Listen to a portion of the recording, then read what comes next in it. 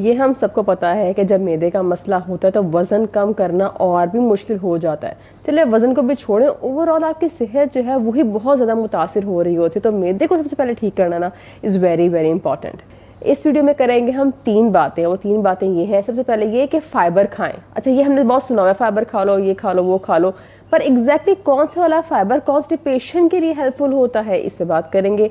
उसके बाद पानी पियो, ये भी सब कहते हैं, पर पानी आजकल की रूटीन में कैसे मैनेज करें। जैसे tuition, school, college, busy routine वाले बच्चे, वो क्या करें जिनका घर से बाहर आना जाना बहुत है, जो यूरिन वगैरह वाली मसले का जिक्र करते हैं ना कि पानी नहीं पीना है क्योंकि बाथरूम जाना पड़ेगा, पब्लिक टॉयलेट यूज़ नहीं करना चाहते वगैरह वगैरह। तो how are you suppose to manage your water intake to avoid constipation, इस पे बात करेंगे।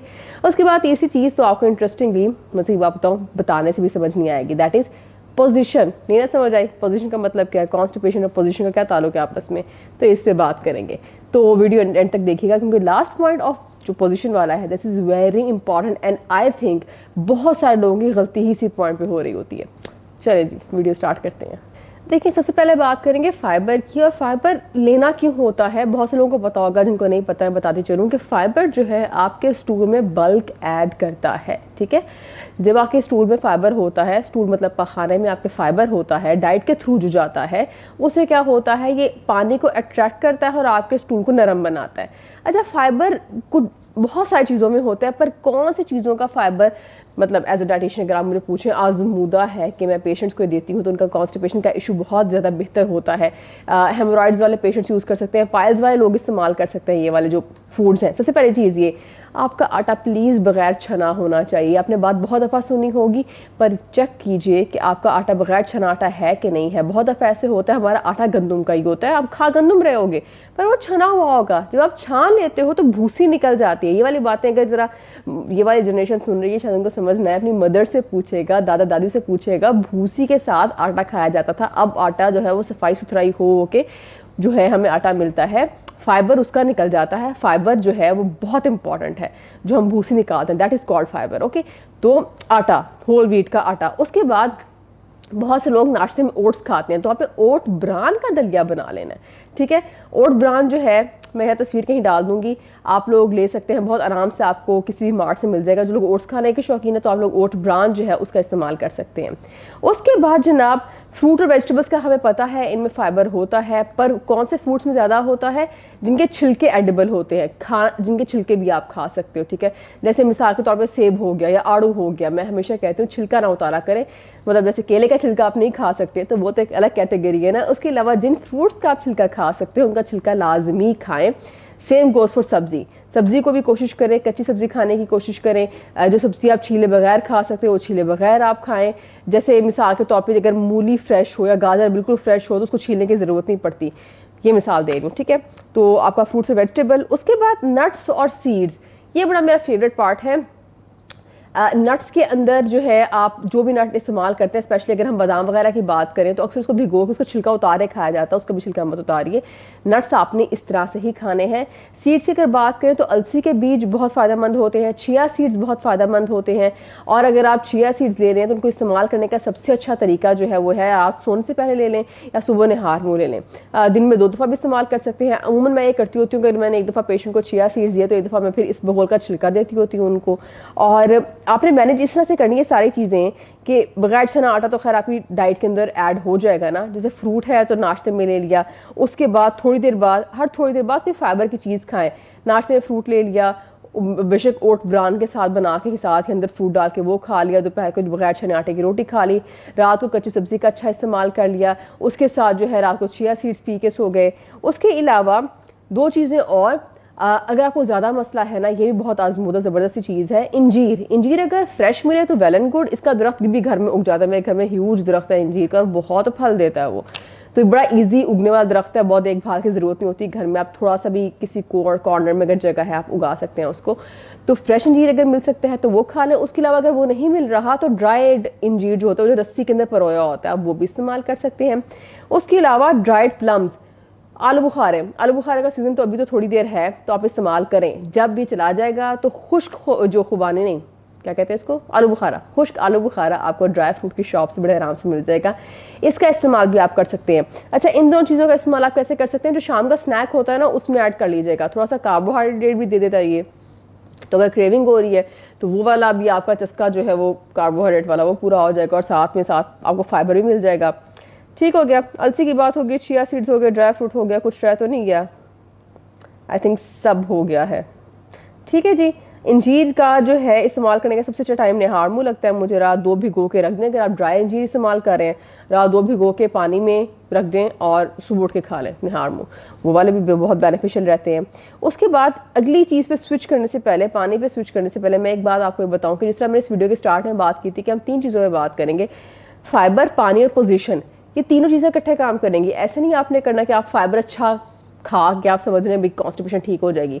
फाइबर, पानी, पोजीशन, तीनों चीज़ें are equally and very very very very important. ठीक है, इसीलिए तीनों को इकट्ठे इस्तेमाल करेंगे तो ही आप कॉन्स्टिपेशन से सही वाला छुटकारा हासिल कर पाएंगे। पर अगर पानी की बात करें, जब पानी में क्या होता है, कहा जाता है जी तकरीबन 8 से 10 गिलास पानी पिए। गर्मी में मैं कहती हूँ कम से कम 10 गिलास पानी पिए लाजमी, क्योंकि हमारा मौसम बहुत गर्म है, हम बाहर आ जा रहे होते हैं, पसीना थोड़ा थोड़ा ऑल द टाइम आ रहा होता है हमें, या तो बंदा पूरा दिन एसी के अंदर ही बैठा रहे, तो ऐसे होता तो है नहीं, आपको रूम चेंज करना पड़ता है, बाहर आना जाना पड़ता है, तो उससे आपकी पसीना थोड़ा थोड़ा आने की वजह से आपको पानी की रिक्वायरमेंट थोड़ी सी यूजुअल से, यानी सर्दियों से अगर मिसाल है तो ज़्यादा हो जाती है। उसके अलावा पहली चीज़ तो ये कि पहले आपको पता होना चाहिए कि हमें चेक कैसे करना है कि आपकी बॉडी में पानी की रिक्वायरमेंट कितनी है।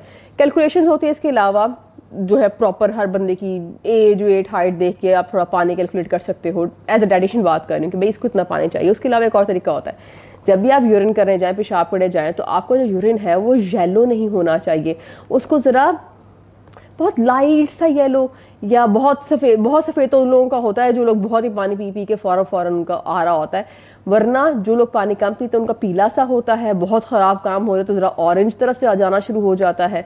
उसके अलावा आप ना ही पी रहे हो तो यूटीआईज होना शुरू हो जाते हैं। आपका बहुत ही लाइट सा पीला होना चाहिए यूरिन। ठीक है, जब आप पानी पीना शुरू करोगे ना तो आपको समझ आनी शुरू हो जाएगी भाई यूरिन अच्छे में और नॉर्मल, मतलब जो बहुत एसिडिक होता है, बहुत पीला होता है, उसमें फ़र्क क्या होता है। अच्छा जी, करना पानी का ऐसे है कि हम पानी में मिस्टेक करते हैं कि अगर स्कूल, कॉलेज, ऑफिस जाने वाले लोग हैं, वो लोग वॉशरूम से डर के क्या करते हैं, पानी आके पीते हैं सारा रात को।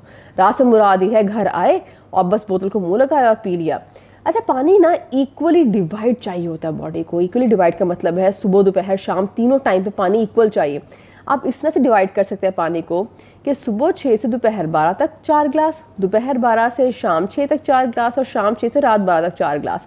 मतलब अंदाजन आपने 6 घंटे में सिर्फ 4 गिलास पानी पीना है। ठीक है, तो तब आपका 12 पूरा हो जाएगा। ठीक है, 4 4 4 8 9 10 11 और 12, इस तरह तो आपका 12 गिलास पूरा हो रहा है। मैं तो कह रही हूँ आप 10 भी ले लो तो भी आपकी काफ़ी हद तक बचत हो जाएगी। आप स्कूल जाने वाले बच्चे हैं, बच्चों को बोतलें दें। ऑफिस जाने वाले लोग हैं, सामने अपने उसके टेबल पे बॉटल वगैरह रख लें।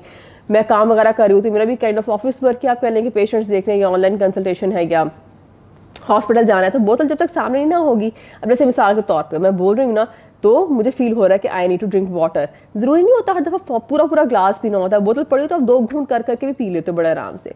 मेरे सामने अगर बोतल होती इस वक्त तो मैं आराम से 2 घूंट पी सकती थी। That's how you can easily manage water intake अपने जो है दिन की सारी जो है विंडो में। तो पानी मैनेज करना इज़ वेरी इंपॉर्टेंट। तो पहली बात होगी फाइबर की, अगली बात होगी पानी की, तीसरी बात है पोजीशन की। फाइबर और पानी से स्टूल तो नरम हो गया है, उसके बाद आती है पोजीशन। अब पोजीशन क्या होती है, इसको ये कहते हैं कि आपको स्टूल पास करने के लिए एग्जैक्टली क्या एंगल चाहिए। यहाँ पे बहुत लोग गलती करते हैं। चलिए जनाब, पोजीशन में बात करते हैं। भाई पोजीशन समझने के लिए ना ये 2 मार्कर की एग्जाम्पल अच्छी रहेगी।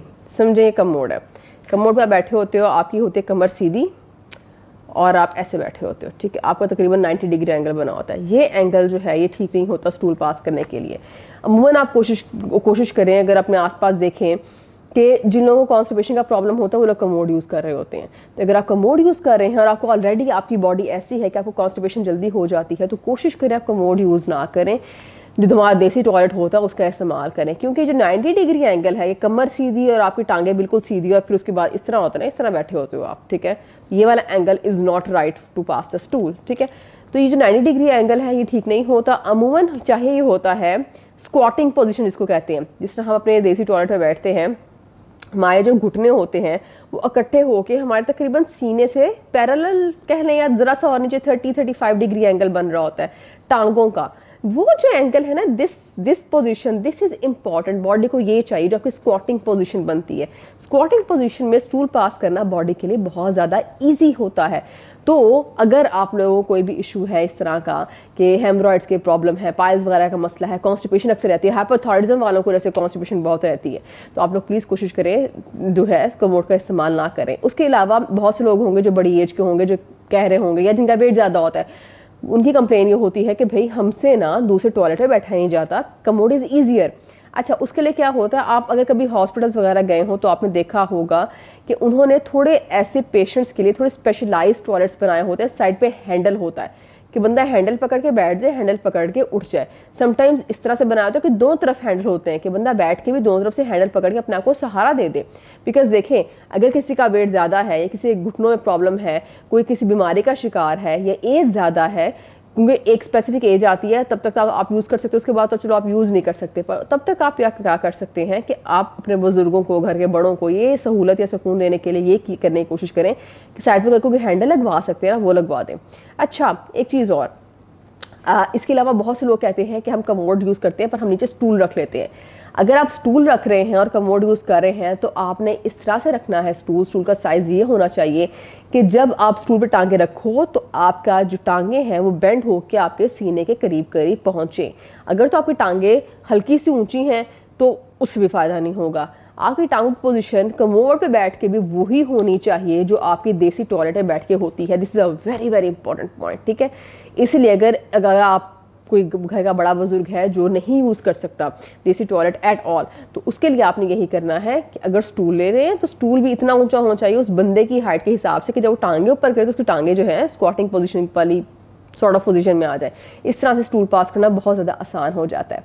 उसके अलावा चंद और छोटी सी बातें, बहुत ज़रूरी बात है ये, खैर छोटी तो नहीं है, बहुत ज़रूरी है। अच्छा, बहुत से लोग सब कुछ कर रहे होते हैं फिर भी कॉन्स्टिपेशन का प्रॉब्लम होता है। अमूमन ये वो लोग होते हैं, आप भी नोट करें, अगर आप लोग डेस्क जॉब करते हैं, बल्कि do comment below and let me know, जो लोग डेस्क जॉब वगैरह करते हैं ना, वो लोग बहुत ज़्यादा कंप्लेन करते हैं कॉन्स्टिपेशन की, जिनकी सिटिंग पोजिशन की जॉब होती है, जिन्होंने 6-6 घंटे 8-8 घंटे बैठे रहना होता है।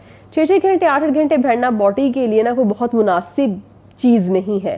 तो जब आप इतना लंबा बैठते हो ना तो उसमें भी यही होता है कि अगर आपको स्टूल पास करने की अर्ज हुई भी है ना तो आपको इतनी वो स्ट्रांग नहीं आ रही होती।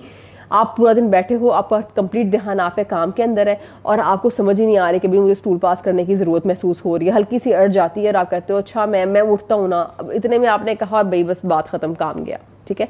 सो इसीलिए अगर आपका बैठने की पोजीशन है आपकी बहुत ज़्यादा, तो कोशिश करें एवरी 1 घंटे 2 घंटे बाद आप थोड़ा सा वॉक वगैरह करें। स्पेशली उस टाइम वॉक ज़रूर करें, हर इंसान को पता होता है कि भाई मेरे स्टूल पास करने का टाइम ये है। स्पेशली उस टाइम लाजमी वॉक करें जिस टाइम आपको पता है कि यार ये मेरे स्टूल पास करने का टाइम है, ठीक है। उस टाइम पर वॉक करेंगे तो थोड़ा सा, या अगर आपको थोड़ी सी अर्ज आई है तो थोड़ा सा वॉक करना शुरू कर दें। इस बैठने की पोजीशन से 90 डिग्री एंगल से आपने उठना है, तो इस तरह से भी काफ़ी बेहतरी आपको महसूस हो सकती है। उसके अलावा लास्ट पॉइंट ये भी बहुत ज़रूरी है, हम सब मसरूफ़ हैं, हम सब बिज़ी होते हैं, पढ़ाई कर रहे हैं या मरीज़ देख रहे हैं अस्पतालों में, मतलब अपनी बात करी हॉस्पिटल में है, मसरूफ़ है, दिमाग ऑल द टाइम ना और चीज़ों में लगा हुआ है। सेहत की तरफ तो खैर हमारा ध्यान है ही नहीं ना। तो कॉन्स्टिपेशन में भी एक बड़ा इशू होता है कि हम, क्या होता है, आपको स्टूल पास करने की अर्ज महसूस हुई है, बॉडी एक नेचुरल आपको एक फीलिंग दिलाती है, ठीक है। मेरा बेटा एहान है ना, उसको कहता था मामा प्लेशर आ रहा है, ठीक है। जो प्लेशर आता होता है ना, वो प्रेशर हर किसी को फील होता है। But for example if you are writing an email तो आपको फील होगा कि आपको you are having the urge to pass the stool. आप ईमेल लिख रहे हो, यू विल बी लाइक हाँ बस मैं बस ईमेल लिख लूँ ना, मैं बस लास्ट लाइन रह गई, मैं सेंड करूँ, मैं फिर उठती हूँ। इस तरह नहीं होता। जब एक दफ़ा अर्ज आई है तो you have to stop everything, यहाँ पेन पड़ा यहाँ छोड़ दो, just go to washroom and get rid of the toxins. ये टॉक्सिन्स हैं, ये स्टूल और यूरिन को अंदर रखना क्यों है भाई, ये टॉक्सिन्स हैं।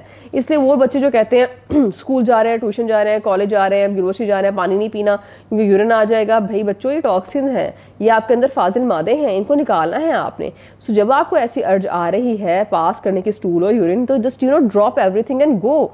बिकॉज नहीं जा रहे हो तो क्या है, वही चीज़ें अंदर हैं, टॉक्सिन अंदर है, एक्यूमुलेट होते रहते हैं। उसके बाद आप कहते हो कि 1 दिन हो गया, 1.5 दिन हो गया, स्टूल नहीं आया, फिर तबीयत बोझल हो रही होती है, खाना नहीं खाया जा रहा होता, कुछ लोगों को नौज़िया शुरू हो जाता है। तो 100 मसले फिर इसके साथ एसोसिएटेड, ठीक है। इसलिए whenever you have the urge to pass the stool, अपना काम छोड़ दे, काम वापस वहीं रहेगा, ईमेल वहीं रहेगी, कोई फर्क नहीं पड़ता, सेहत कम्स फर्स्ट। मेरी सारी वीडियोस में मैं यही मैसेज देने की कोशिश करती हूँ कि भाई सेहत कम्स फर्स्ट। आपकी सेहत है तो जॉब है, पढ़ाई है, हर चीज़ है। अगर सेहत नहीं है ना, कभी खुद को इस सिचुएशन में ला के देखें कि अगर मैं बीमार हूँ और मैं बेड पे हूँ तो कहाँ गया वो स्कूल, कहाँ गई वो यूनिवर्सिटी, कहाँ गई वो पढ़ाई, कहाँ गई वो मसरूफियात, सारी आपकी एक्टिविटीज़ जिनकी वजह से हमने सेहत को निगलेक्ट किया होता है ना, वो सारी की सारी आपके बीमार होने से एकदम में रुक जाती हैं। तो अपने आप को उस कंडीशन में लाएं ना, खुदा का शुक्र अदा करें मैंने आपको एक पूरी एक हेल्दी बॉडी के साथ पैदा किया है। उन लोगों के बारे में सोचें जिनको मसले होते हैं, जिनको कुछ लोगों को ना क्रॉनिकली इश्यूज होते हैं, जिन पे टिप्स एंड चीज़ें काम नहीं करती हैं। क्योंकि मैं इन लोगों की बात, जो मैंने भी वीडियो बनाई है, मैं उन लोगों की बात कर रही हूँ जिनको सिर्फ लाइफस्टाइल की वजह से कॉन्स्टिपेशन का प्रॉब्लम हो रहा होता है। 100 मसले और होते हैं कि लोग सब कुछ कर रहे होते हैं, कॉन्स्टिपेशन नहीं हो रही होती, कॉन्स्टिपेशन का मसला रिजॉल्व नहीं हो रहा होता due to medical issues. So you should be thankful to Allah कि भाई आपको वैसे मसले नहीं हैं। 100 बीमारियां होती हैं, 100 इश्यूज होते हैं। तो अगर आप लोगों की हेल्थ अच्छी है, आपको अल्लाह ने प्रॉपर एक बॉडी से पैदा किया, हाथ पैर बिनाई आपकी हर चीज़ सलामत है, प्लीज़ अपनी हेल्थ को प्रायोरिटाइज करें और बाद में अपनी सारी चीज़ों को सेकंड नंबर पे लेके आएँ। क्योंकि सीधी सी बात है बच्चों, हेल्थ है तो ये सारी चीज़ें हैं, हेल्थ नहीं है ना तो कुछ भी नहीं है। हर चीज़ एक लम्हे में रुक जाती है और तब इंसान का एहसास होता है कि भाई मेरे पास तो बड़ी अच्छी नेमत थी और मैंने उसको फॉर ग्रांटेड लिया, तो हाय लब मैं क्या करूँ। नेक्स्ट वीडियो रिलेटेड कोई सजेशन है तो मुझे बताइएगा, कोई टॉपिक है तो बताइएगा। अच्छा, इसमें कोई बात रह गई है, कोई सवाल है, बिकॉज मैं ना हर चीज़ लिखती होती हूँ, because when you are talking sometimes ना दिमाग से बात निकल जाती है। तो मैंने सारे पॉइंट्स जो थे, जो मुझे लग रहे थे, लिखे तो है मैंने, मेरा ख्याल है कुछ मिस भी नहीं हुआ। तो अगर फिर भी if you have any query in mind, कोई आता है आपके माइंड में, आपने कहीं कोई टोटका कोई टिप सुनी है तो मुझे बताइएगा कमेंट सेक्शन में, फिर मैं देख लूँगी।